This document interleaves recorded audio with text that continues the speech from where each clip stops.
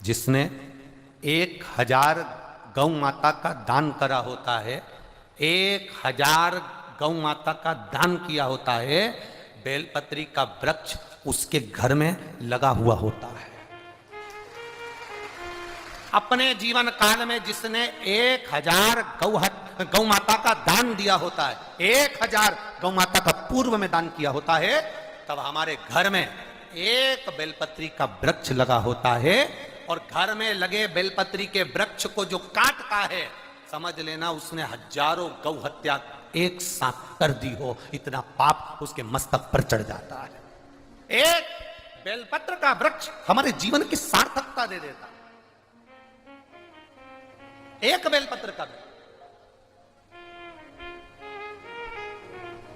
विष्णु पुराण को पढ़िएगा,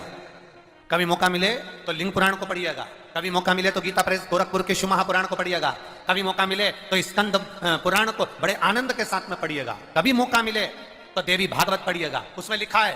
एक बेलपत्री अगर कोई देव अधिदेव महादेव को समर्पित कर देता है, या एक बेलपत्री कोई दुखी है और उसको भी अगर वो दान में एक बेलपत्र दे देता है, तो शिव महापुराण की कथा कहती है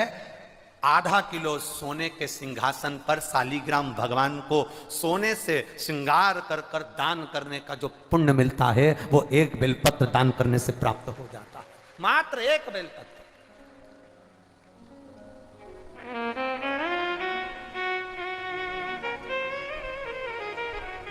केवल एक बेलपत्र,